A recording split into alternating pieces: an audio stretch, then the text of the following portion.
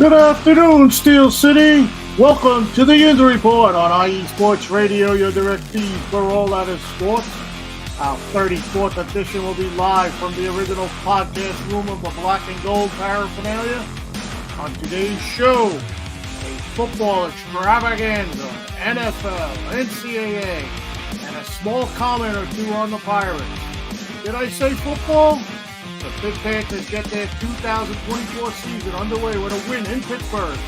The offense is ready and put on a 50-burger on the board with the odds being picked up with every blade of grass on the home turf in Pittsburgh. New freshman quarterback, no problem. All hail Pitt. West Virginia hosted number 8 Penn State, an emotional game with the scene in West Virginia that had schools and businesses closed by state officials for almost 2 days. Penn State showed us why they are the number 8 ranked team, but West Virginia just looked overwhelmed with all the emotions and long weather delay. Hashtag we are with a decisive victory. The Pittsburgh Steelers have one of their 2024 regular season games coming up this Sunday. Coach Tomlin today at his press conference said the Black and Gold are practicing meaningfully with hard grit, preparing for the Falcons. Football season is back. I will have a preview of this game for you today. Hashtag here we go.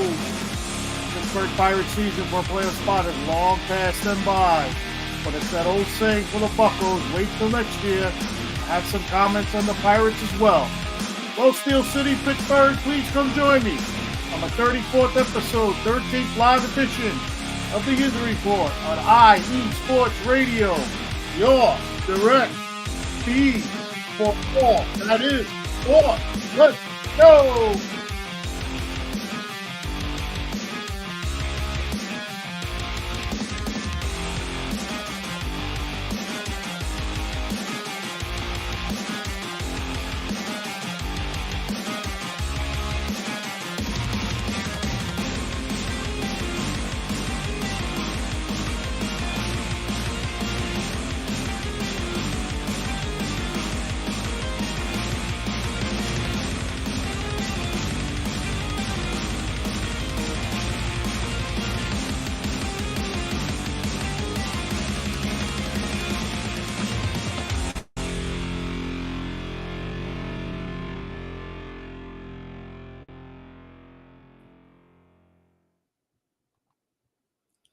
Well, good afternoon, everybody. This is the Yinzer Report on IE Sports Radio, your direct feed for all that is sports.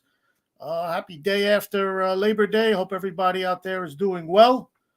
Today's show, we're going to have football, college with Pitt, Penn State, West Virginia, and then we'll get into the Steeler game. I'll preview week 1 with some other things happening over there in Pittsburgh for the Steelers.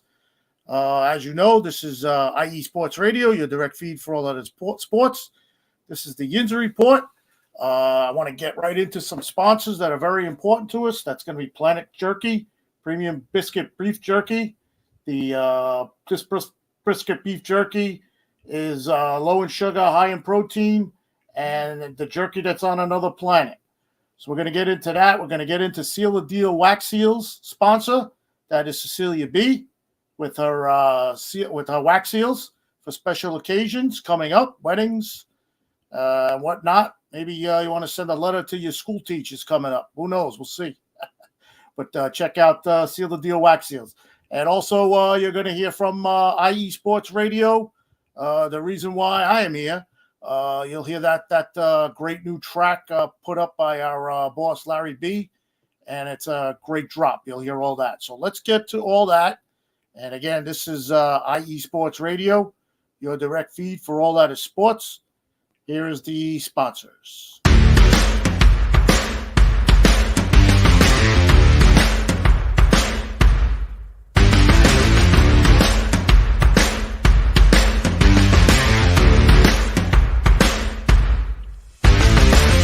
IE Sports Radio fans, this show is brought to you by Planet Jerky Premium Brisket Beef Jerky. Planet Jerky is the official jerky of the 2022 California League champion Lake Elsinore Storm, Single A affiliate of the San Diego Padres. This all-brisket jerky has gluten-free options, contains no MSG, no sodium nitrate, is low in sugar, and high in protein. Go to their website at planetjerky.net and follow them on Instagram at Planet Jerky. Planet Jerky, the jerky that's on a whole other planet.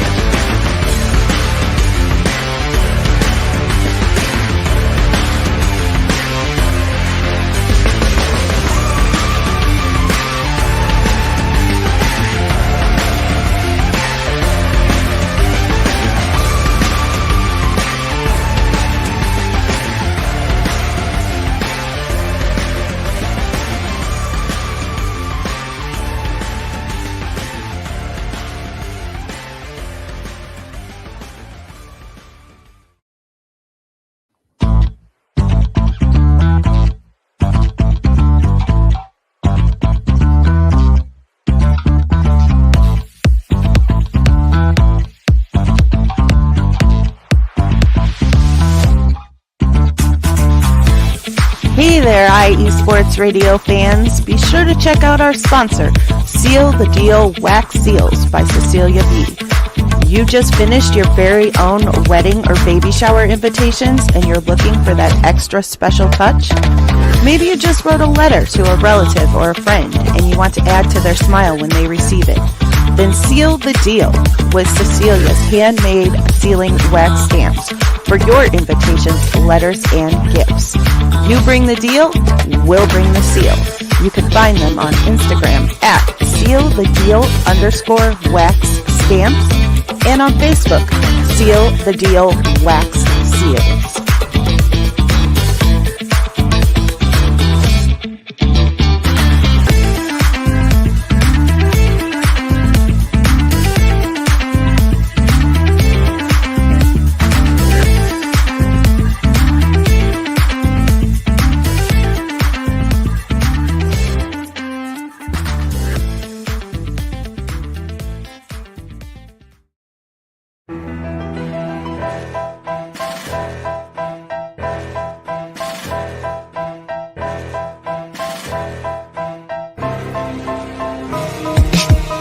For the last 10 years, IE Sports Radio has been bringing you amazing content ranging from interviewing legendary athletes, coaches, and other authorized media personnel to building tailor-made shows dedicated to all major sports cities around the country. Make sure to follow us at IE Sports Radio on X, Instagram, Facebook, TikTok, and YouTube to keep up with the latest in sports and with all of our shows. Also, make sure to check out our daily updated website at iesportsradio.com. At iesportsradio.com, you can see our daily show schedule and check out all of our show pages with personal bios to learn a little bit more about each of our awesome hosts. In addition to our show pages, you can catch the iSports Radio blog, Hall of Fame, Fans of the Month page, and our merchandise shop, including t-shirts, tank tops, caps, long sleeves, hoodies, and more. For now over a decade here at IE Sports Radio, we've continued to be by the fans, for the fans, and we thank you all for your support and for making IE Sports Radio your direct feed for all that is sports.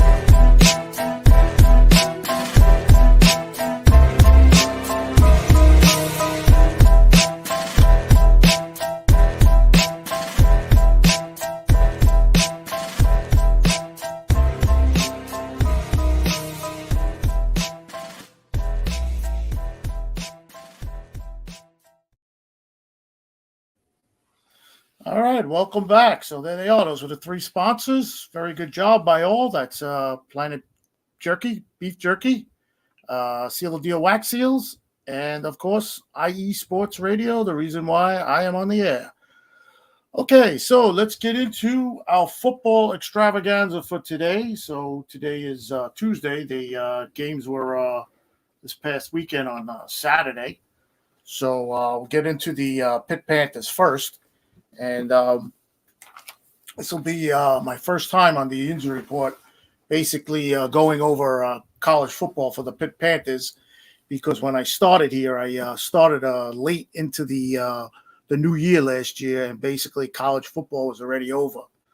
But not this year. We're getting into it this year with the Pitt Panthers. We're going to do some Penn State. We're going to do some West Virginia. And we'll see what else comes along the line.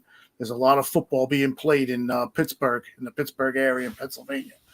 All right, so Saturday we'll get into the Pitt Panthers. They played the Kent State Golden Flashes, and the Pitt Panthers came away with a 55-24 win over Kent State. This game was in Pittsburgh at Acrisure Stadium, home stadium of the Pitt Panthers, of course, and the Pittsburgh Steelers.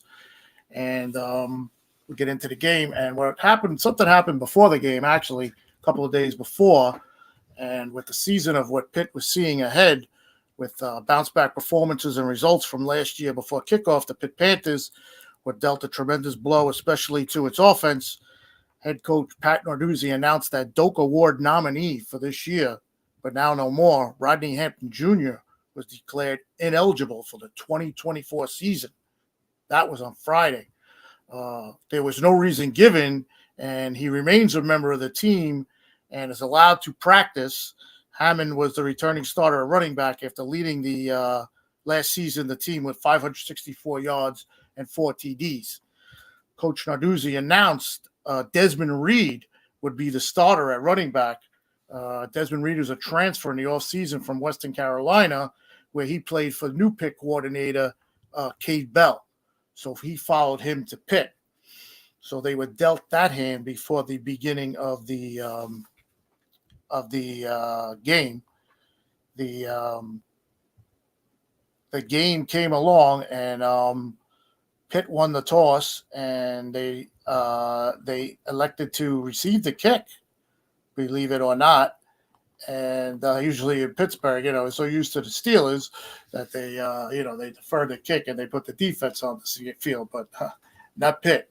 So what happened was, with this being announced, Coach Narduzzi, after the thing with Hammond was announced, Narduzzi went on to say, "I will say, put it behind him. He will put it behind him in time for the 12 p.m. kickoff and get ready for Kent State this Saturday."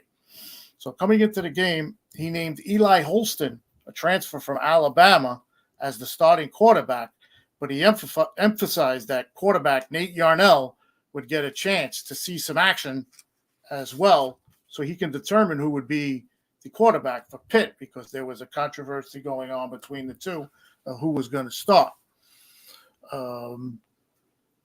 Kickoff happened. Pitt received the ball, like I said.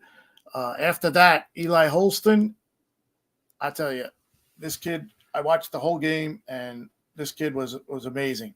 Here's the stats for the game. He was 30 completions, 40 attempts, 333 yards, 3 TDs. So right off the bat, you could see he was having a great game. But I will say that this took 3 quarters for Holston to make a compelling case that he is the guy. 333 yards, 3 touchdowns, great touch on certain throws. We'll talk about that also later on. Leading an air assault with ease, not seen in a while, leading Pitt to a season-opening home win in Pittsburgh at Acrisure Stadium, 55-24. And like I said at the beginning, yes, a 50-burger for the Pitt Panthers.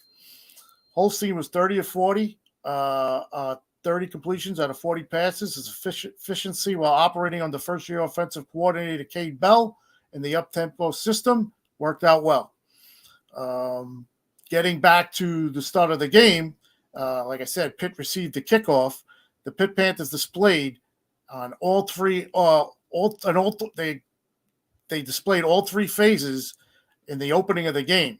The offense went 95 yards on 9 plays with a TD run by Holstein to start the game. The defense then came on the field and went 3 and out in a minute and 41 seconds. They were already off the field. And then on that ensuing punt from Kent State back to Pitt, Desmond Reed, who was also the Pitt punt returner, took the punt 78 yards for a TD. You could say that's a perfect start. Offense, defense, and special teams on your first 3 drives of the game. It was 14-0 Pitt with about 10-15 left in the first quarter. It was pretty exciting to watch. So you took the 95. Eli Holston just continued the assault, finding a favorite new target in Kenny Johnson for 7 receptions for 105 yards and a TD. Kenny Johnson is coming off an injury from last year, and in his 7 catches, he made every conceivable catch a wide receiver can make in this game. So what I mean by that is like an over-the-shoulder catch. He did that twice. He did a toe tap. He did a fingernail grab. He ran a slant. It was just great to see him back, because they were saying he was one of the reasons why the offense was a little stalemate last year. And he put on a show with Eli Holston. So Eli Holston has his favorite targets, but not really, because as you're going to hear what happened the rest of the game, no problem getting the ball out of his hands. This is Eli Holston quickly, and that's a priority. And Cade Bell's up-tempo offense approach. Holston also hit Johnson, Mumfield, and Raphael Williams for scores, and had Coach Narduzzi saying that of Holston, overall, I would say he looked pretty darn good. Holston's best throw was the first drive was highlighted by that 46 over-the-shoulder catch by Kenny Johnson. It put him at ease. It was an over-the-shoulder catch, but more of like a perfect pass in the bucket type pass.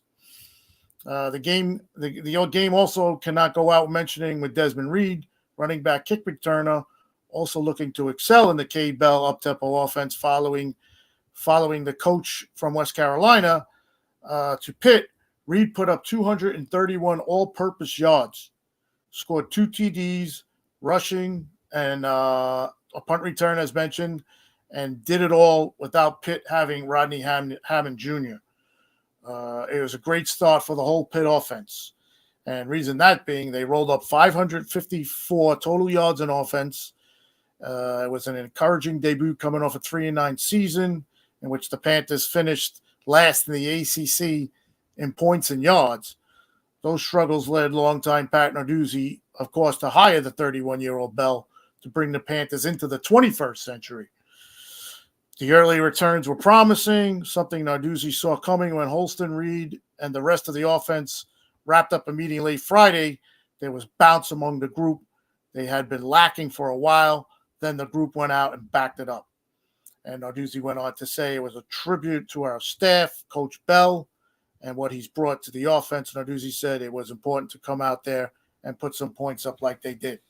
And they put a 50-burger up there, and they got the win, and they took care of Kent State. So overall, it was a great game for Pitt. They got the win. Also, tight end, their nominee for the award there at tight end, Gavin Bartolome. He had 5 catches also for 66 yards, and he eclipsed the 1,000 yards receiving for his career. So he was also in on a lot of passes from Eli Holstein, and other TDs for Pitt, like I said, was wide receiver Kanata Mumfield. He had an 11-yard pass reception. Derek Davis Jr. had a 2-yard TD run. Raphael Williams had 2 touchdown passes, a 6-yard TD pass, and a 7-yard TD pass. And kicker Ben Sauls had 2 field goals of 50 and 39 yards, and he kicked 7 extra points. Wow, that's a fantasy dream right there for a kicker, all those points. So that was the Pitt Panthers. They took care of business Saturday, and they got another game coming up this Saturday. It'll be Cincinnati. I'll give you that info in a second. But let's get into the game of West Virginia and Penn State. Now, this game came up at the same time as the Pitt game. So it was hard to try to analyze both games at the same time. But we got lucky because something happened in this game that I'm going to explain. And I was able to just go ahead and do what I had to do with the Pitt game. And then I came back and I watched the rest of this game. And here is the summary of how I wrote what Penn State beat West Virginia. So this was the Penn State Nittany Lions. They went into West Virginia, and they came away with a 34-12 win. Penn State junior quarterback Drew Aller, this kid is something else. I mean, I thought Eli Holstein was putting on a show. This kid Drew Aller, if Penn State is playing your team this year at all, just keep an eye on this kid. He was 11 for 17, 216 yards, 3 TDs. He had 6 rushes for 44 yards, and he had 3 first downs off those rushes. He had a 98.3 quarterback rating. So this game was built up. Okay, so let's go through it before the game even started. It was a game of emotion, and you could see it too at the start of the game. The emotion built up for this game for West Virginia may have been way too much for the team before the game even started, and it was versus number 8 Penn State. It made it even more worse, making it a backyard rivalry game for both, with the ever-present alum Pat McAfee taking over West Virginia as an alum and for his 4-letter TV station out there, show host. The city officials shut down schools and businesses for almost 2 days before the game, with major weather threatening the area during the game. The game got underway on time, and it was evident in the first quarter for both teams, with fumbles by Penn State and West Virginia on their drives.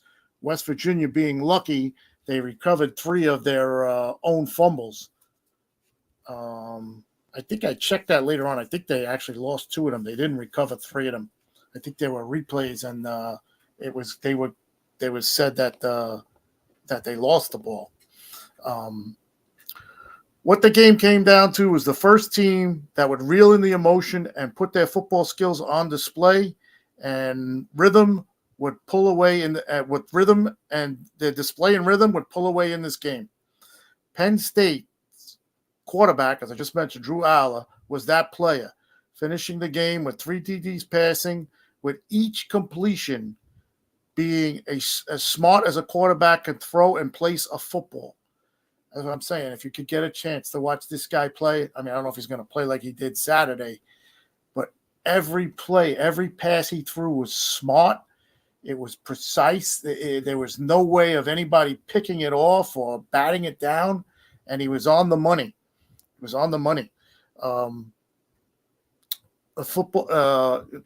Rushing for 3 first downs while not facing any throws to give West Virginia a chance to change the momentum of the game.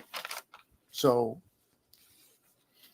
any emotions towards the fan base and the team, Aller leading drives in a 20-point barrage in the second quarter. The new look offense delivered, especially on a 3-play, 73-yard TD drive in 27 seconds. So they had gotten the ball back with 22 seconds left before the half. And West Virginia, I definitely thought that the half was over and they were just going to kneel on the ball or something. This kid Aller took the team down on 3 plays, a rushing play and 2 pass plays, and they scored a touchdown. And that was basically the game. That you could see West Virginia, they were walking off the field at halftime with their heads down. He had 2 precise passes, like I said. 55 yards was 1, and an 18-yard touchdown pass. Halftime arrived, and a band of storms passed over the stadium, leading to a 2-hour and 19-minute delay. So the game was delayed for 2 hours and 19 minutes.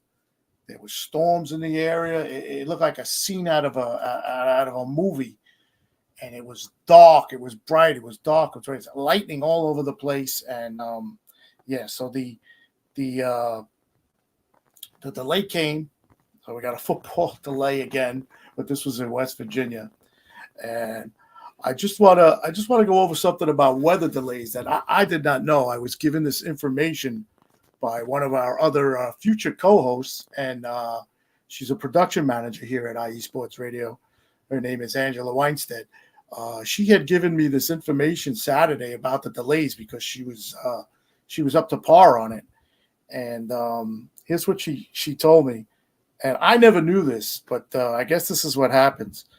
It's mandatory by league officials if the weather, especially lightning in the area, they have to just suspend the game 30 minutes for every lightning strike.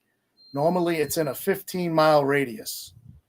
So obviously, she knows about this because I believe she was involved with some kind of college sports, and that's where she knows the information. She has it out there. And when you think about it, it was a 2-hour and 19-minute delay. So if it was, half-hour lightning strikes in a 15-mile radius, yeah, I guess, do the math. That's what it came out to. They have to go by that. While we're on the subject of Miss Angela Weinstead, I'd like to congratulate her and her future husband. They're going to have a new show on here on IE Sports Radio. It's called A Tornado Takeover with Fred and Angela. And that show will be on at Tuesday, Amazing Tuesday, just before me at 4 p.m. Eastern Time, 1 Pacific Time. So she will have her own show coming up with her future husband. Congrats on that, being engaged. And she's coming up next week with her first show. Thank you for the information. I put it out there on the Yinzer Report, and I thank you for that. All right, so now getting back to the game. So at halftime, it was 20-6. Now with this delay, with the delay at West Virginia with the home field advantage, they could have used it to their advantage.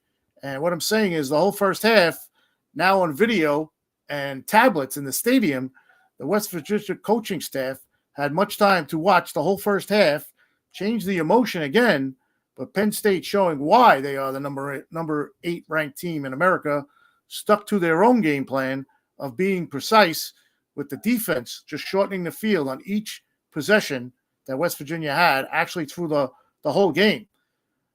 Penn State's defense looked quick, strong, short tackling, and fast to the ball.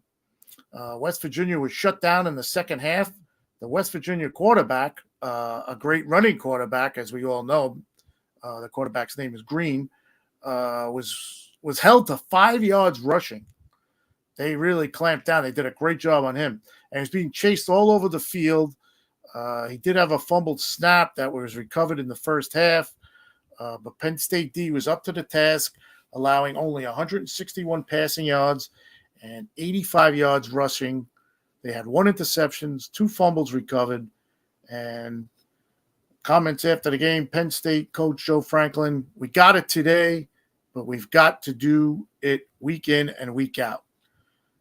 West Virginia coach Neil Brown, we played bad football. To say I'm disappointed in how we played would be an understatement.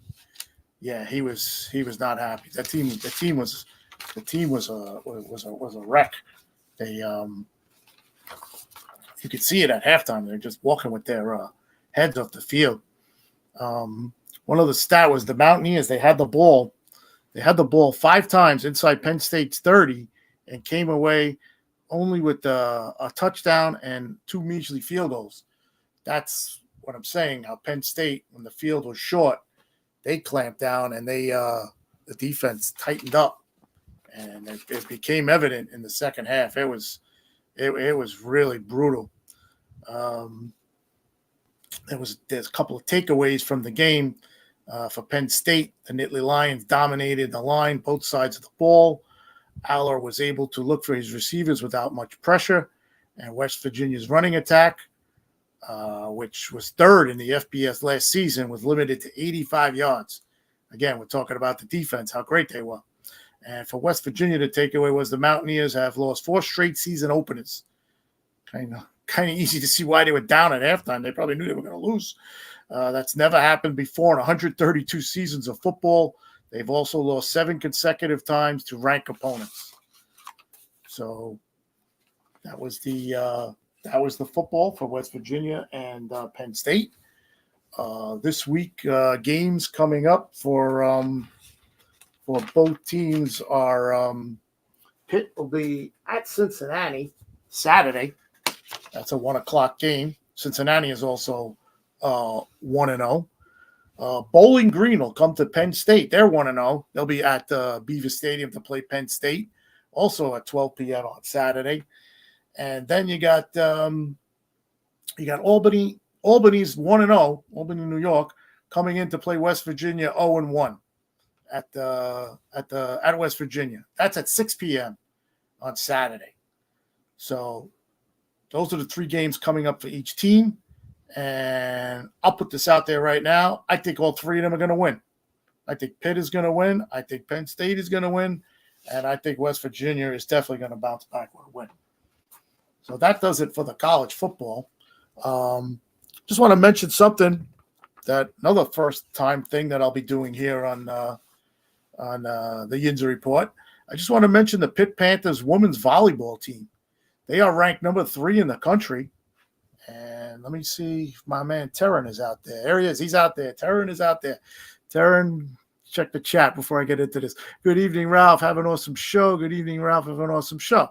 Ricky Keeler, have a great show. Angela, have a great show. Here's Angela. I just mentioned you. Yes, thank you. Brandon, what's up, big dog? Thank you. Thank you for everybody watching the show. And Terran, if you're still out there, I'm gonna set this out there, but you're the expert on this, so I'm just gonna give the results. So the Pitt Panthers women's volleyball team, they're ranked number 3 in the country, and right now they're 2-0. They were out in Oregon, in Eugene, Oregon, and they played Friday and Saturday. They beat number 10 Oregon, and they beat them in straight sets 3-0, and they beat Long Beach State in straight sets 3-0.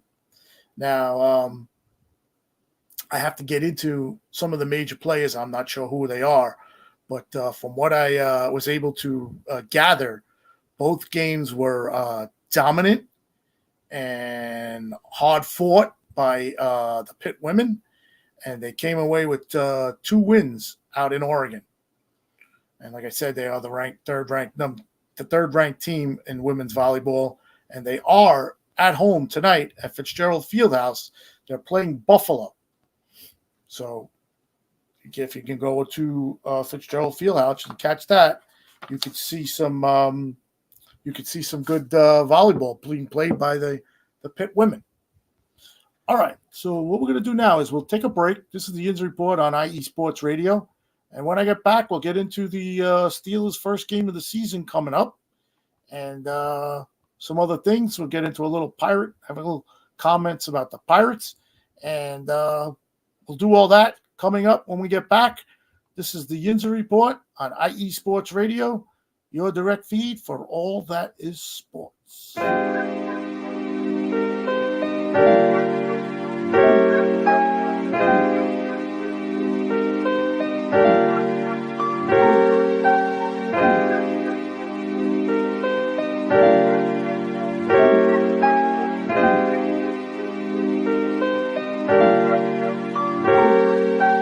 Hello, ladies and gentlemen. My name is Davidson.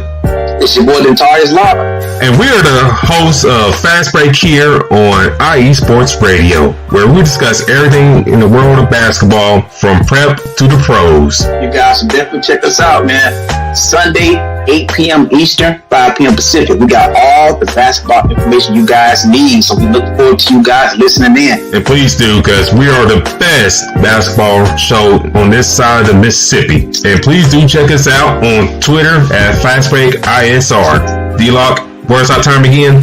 8 p.m. Eastern, 5 p.m. Pacific. That gives you guys plenty of time on a Sunday. Tune in.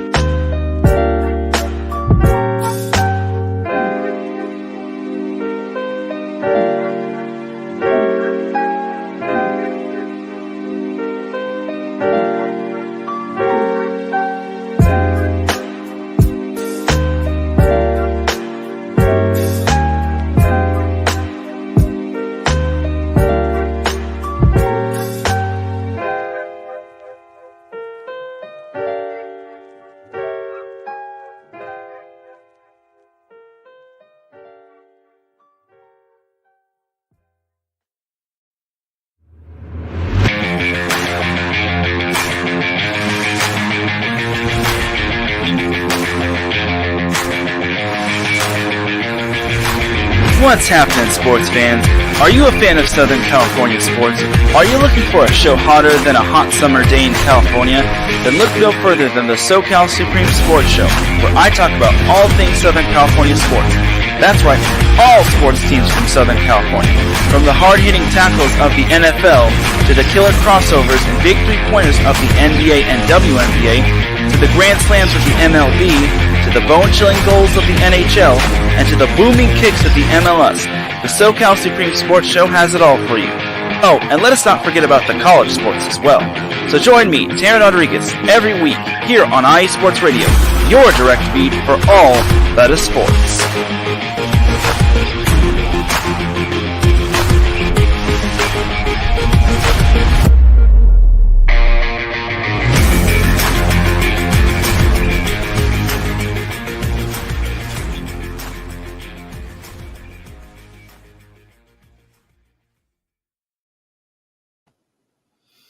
All right, welcome back. This is the Yinzer Report on IE Sports Radio, your direct feed for all that is sports. And what do you know? I got some breaking news for you Steeler fans out there, as well as myself. I was just notified that the Steelers have signed veteran captain defensive lineman Cam Hayward to a 3-year, $45 million extension. They actually gave him 3 years. All right, well, there's some breaking news. That's another first that's ever happened here on the Yinzer Report. Some breaking news with the Steelers like that for a signing. So Cam is in the house for another 3 years. All right, let's get him. Let's try to get him a trophy. He deserves it. All right. So as we go along here, a couple of notes with the Steelers. As I just said, Cam Hayward is a captain. They named their captains for the season, and Russell Wilson was named captain at quarterback. Cam Hayward was one of the defensive guys named captain. T.J. Watt was named captain, and Miles Killebrew, special teams. He won Special Teams Player of the Year last year. He was also named a captain for the Pittsburgh Steelers. And Mike Tomlin had his press conference today on the game, and he was basically saying that the Steelers are practicing meaningfully with grit, and he says they're getting ready, and also that that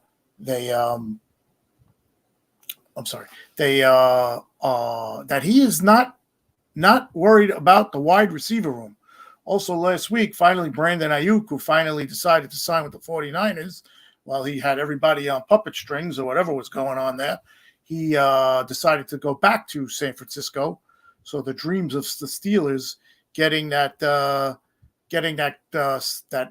second, or would you say second or first wide receiver behind George Pickens went out the window. But Mike Tomlin kind of came out today and said that he was very, very happy with the wide receiver group in training camp and preseason, and he actually challenged them in Latrobe. He brought them all together in Latrobe, and he challenged them and said, "This is your guys' group.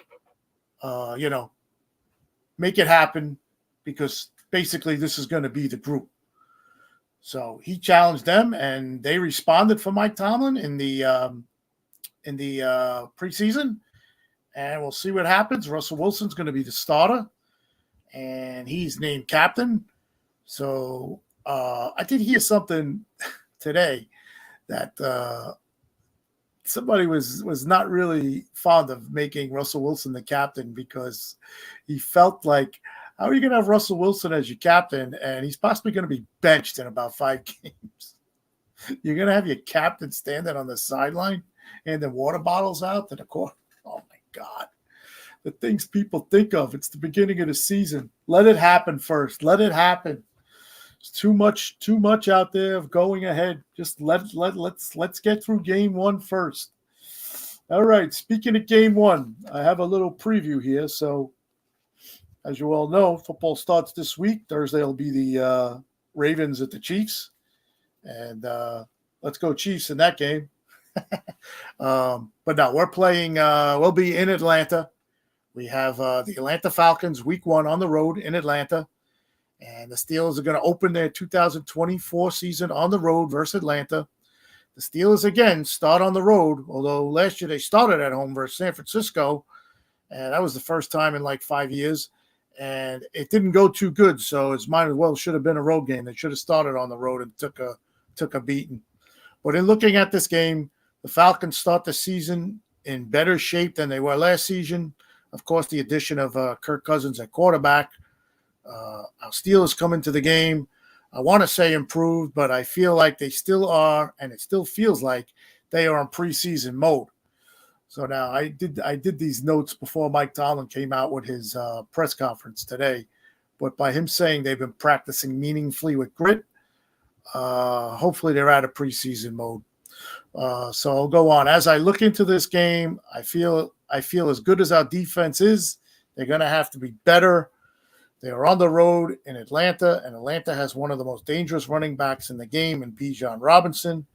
And his ability to run the ball, it could be the difference, unless our nasty-looking defense which I have a feeling a lot of people are overlooking because they're all enamored with our quarterback situation.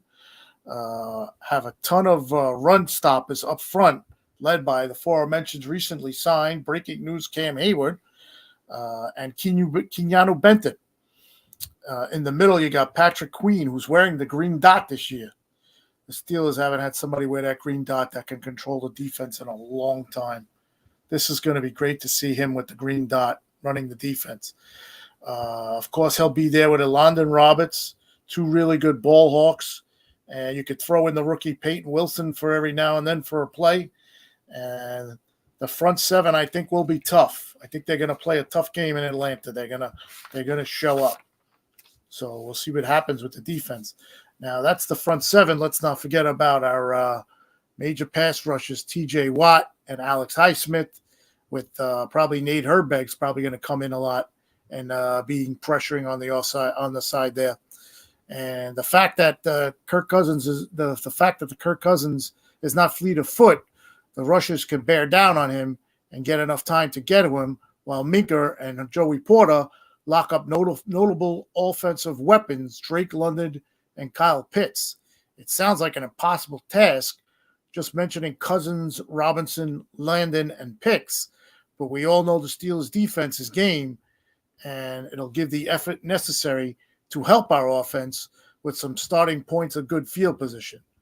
And what I mean by that is, they come in, they get a couple of turnovers, and we could start with some good field position and ease the pain for Russell Wilson. I do feel if we can keep Atlanta in a 20-point scoring range, slowly progressing offense can stay with Atlanta under former Falcons coach Arthur Smith. We all know Smith has something we have not seen this preseason for his ex-team.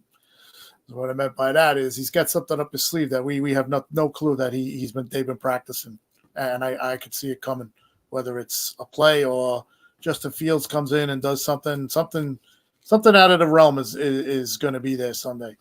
I also wrote maybe Russell Wilson comes back to the Russell Wilson of last year without the drama of ex-coach Sean Payton. Everybody knows how that went. They didn't get along. He got benched. And everybody's down on Russell Wilson, whether it was mistakes he made or how he handled the situation and whatever. But it's a change of scenery, so let's see what happens.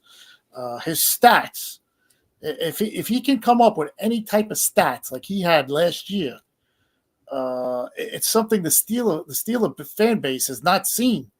We have not seen that, and I'll go back at least 5 years. Even Ben Roethlisberger's last 2 years, he couldn't throw the ball no more. He couldn't throw it deep. He was throwing short passes, and we have not seen anything like that. And like I said, it went back 5 years. He had a 66.4 percentage for completions, 3,070 yards, 26 TDs, 8 interceptions, and 135 first down pass plays. I mean, I could go back to last year and probably the year before, and without quarterbacks, which I really want to forget, especially Mitchell Trubisky, Kenny Pickett, and I forget the other guy. There was one more guy. Oh, Mason Rudolph. I could go back, and I can guarantee you in the past 2 years, their stats put together don't equal up to any of that. I'm totally serious. If somebody could go back and want to do it, I might do it. I'm going to get back to you on that next week. Yeah. So if he could come up, like I said, with 3,070 yards, 26 TDs, all right, threw 8 interceptions, but all right, you're throwing the ball. You're going to throw interceptions, and 135 first down passes. I don't know. That's something the Steelers haven't had in a long time, and I mean, I'll take a 75% Russell Wilson over what we had, being that he was named the starting quarterback. Yeah, I'll take a 75% percentage of Russell Wilson and see how that goes over what we've had in the past. So, like I said, well, we'll see what happens with that. I wrote down also, if he's on that pace with Arthur Smith, I could see these stats for sure. If he's on the same page with Arthur Smith, I could see these stats for sure. Steeler offense has some unknown weapons that are overlooked because don't forget, here's the other problem Steelers football has been dealing with for 2 years. They've not been used correctly under prior offensive coordinators. Last I looked, the Falcons defense was not like the Dirty Birds back when. They are improved, but they're not, I don't think a top-notch defense. And our major offensive problem, I think, will be our very young offensive line with second-year players, possibly 3 rookies, with not much time together. It could really make it tough for Russell Wilson to have time to run the offense. It's a road game. It's indoor. It's going to be noisy. The stadium, they will have a lot on their plates in this one. And I feel if the game comes down to a winning field goal for either side, both teams' kicker will come through because we both have good kickers. My final thought on the game was, my final thought would be, I won't say a revenge game, but more of a homecoming game for Arthur Smith. Friendly confines to him as he coached. He coached there for prior years, and he possibly knows 75% of the Falcons roster. That has to count for something to feed Mike Tomlin for the stick that says 1 in the left-handed column on the W. So, as you can see, I feel pretty confident. I have a feeling we're going to show up. So that was my take on the first game coming up. And let's get to the chat. Danny Mann is in the chat. Have a great show. Yes, sir. Mikey Guns. Mikey Guns is back. Ralphie, what's up, my Hall of Fame brother? Must be nice to have a football team that has hope this year. You got to steal getting Russell Wilson with Denver paying most of his salary. Mikey, I will not argue with you on any of those points. And me and Mikey are in the IE Sports Radio Hall of Fame together. We were nominated the same year. That's this past year, the first year I was on IE Sports Radio. Mikey has left and gone on. He's a Boston podcaster. He does live videos and everything. He does a great job. And, he's a Patriot fan, of course. He's in Boston. And, I have hope. I don't know if the hope is the hope that I want it to be, but it's hope. I believe I like what you said there with Russell Wilson, even though Denver's paying most of his salary. I agree with that as well. So, hey, football is here.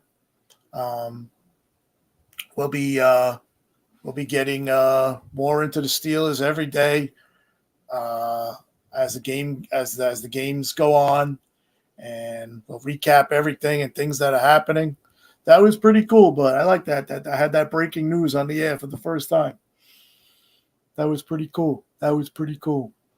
All right, so let's take a break, and when I get back, I guess I have to talk about the Pirates a little bit, and I have a couple of comments and a couple of things I wrote down and things that are happening, but we'll get back to that. And this is the Yinzer Report on IE Sports Radio, your direct feed for all that is sports. I will be back right now. The roar of the crowd, the drama and pageantry, the adrenaline rush and decadence of the world of professional wrestling. Join yours truly, the SoCal Saint, for the best pro wrestling podcast going today, the IE Wrestling Show, exclusively on IE Sports Radio, your direct feed for all that is sports. Join us every Wednesday from 12 p.m. Central Standard Time, 10 a.m. Pacific Standard Time, 1 p.m. Eastern Standard Time. Once again, every Wednesday, the IE Wrestling Show. It's just too woo!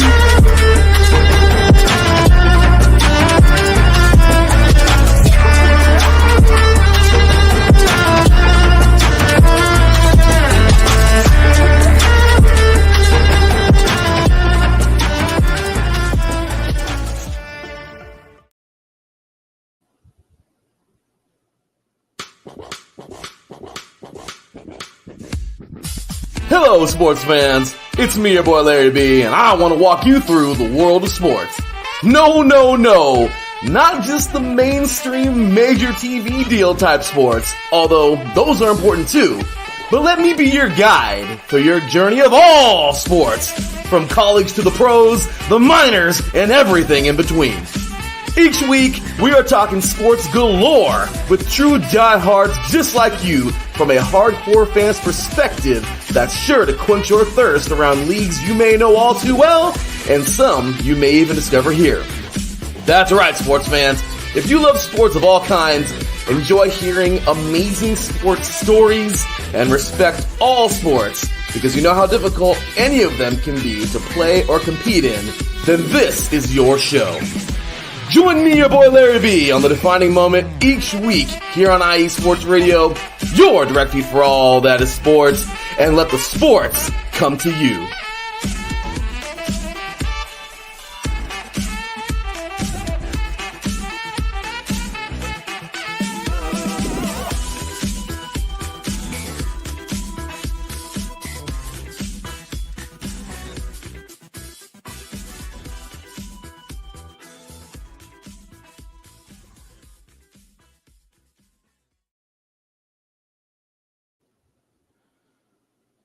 Welcome back. This is the Yinzer Report on IE Sports Radio, your direct feed for all that is sports. Catch those two shows, two very dear friends of mine on the radio station. Of course, Larry B.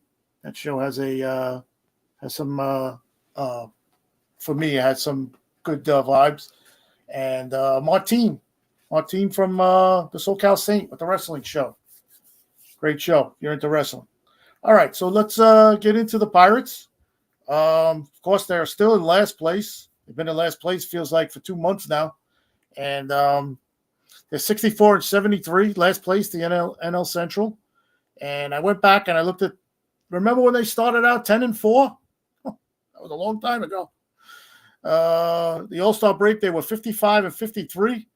And since the All-Star break, they're 9-20. Last week, they had the big three. They finally came back together. That's Mitch Keller, Jared Jones, and Paul Skeens. And they lost all 3 games. Paul Skeens did not lose his game. I don't think Jared Jones lost his game, but Mitch Keller did. And I think Paul Skeens was winning. He left the game leading 10-3. And when he came out, they blew the game. The Cubs beat them 14-12 or something like that. It's like a football score, 14-10. And it was great because Paul Skeens' girlfriend was out there tweeting, "Are you kidding me?" And Twitter was blowing up. Twitter was blowing up with that tweet. He's actually pitching tonight. So if you're still watching the Pirates, I am. I'm watching him. It's must-see TV. Paul Skeens is on the mound tonight versus the Cubs. Again, this is the 4th time he's pitched against the Cubs. So the last time the Pirates played a meaningful game on or after Labor Day was in 2016. They were 500, and they were 3.5 games out of a wild card spot. That was 8 years ago. My Pirate take is the possibility rises that Pirates will lose more games this year than last. And last year, they did not have Paul Skeens, Jared Jones, O'Neal Cruz, who missed most of the entire season, and Joey Bart, the catcher who went on the DL, was not on the team. So, as far as the Pirates went, the season went down, and I can't believe it happened. I really thought this pitching staff, everybody was talking about it with these 3 guys. If they got to the playoffs, it would have been somebody you really didn't want to face, which I was totally on board with. And Jared Jones got hurt, and Mitch Keller has his last 2 starts he's actually lost. Jared Jones was taken out of the game last night. It was 3-0. They were losing, but the Pirates had a nice comeback win last night. They hit 2 home runs in the 8th inning, and they took the lead, and they won the game 4-3. But the bullpen was really, really bad in that stretch that I said that they finished 9-20. So let's check the chat. Mikey Guns is back. He says, on the subject of the Pirates, Paul Skeens is going to be a generational pitcher. Absolutely. And I heard somewhere where there was an old I did it last week, Reggie Jackson, Reggie Jackson said that last week. I had mentioned something like that he said about Paul Skeens. Did you see the game when Paul Skeens faced Ohtani? What a battle. Yes, it was. Yes, it was, Mikey. It was a great battle. Great battle. Great players. Well, Ohtani, of course, is a great player, and Paul Skeens is getting to that stature. We'll see what happens. I don't know if he's going to be in Pittsburgh his whole career, but we'll see what happens with that.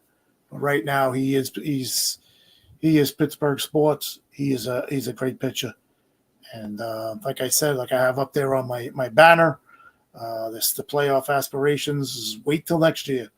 It seems like it's always that way with the Pirates. So that's all for today, folks.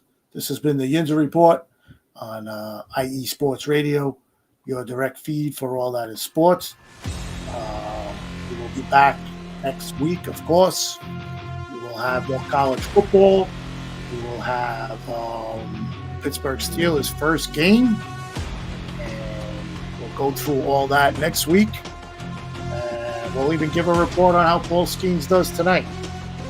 And he has 2 starts this week. Let's see if he pitches both games. We'll see what happens. He's pitching tonight. Must see TV if you're still into the Pirates. Like I said, Cam Haywood has signed with breaking news on the show today. He'll be back.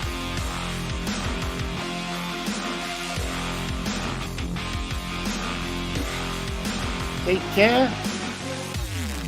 Be good. Thank you, Pittsburgh. And I will talk to you next week. This has been the Yinzer Report on IE Sports Radio, your direct feed for all that is sports. Good night.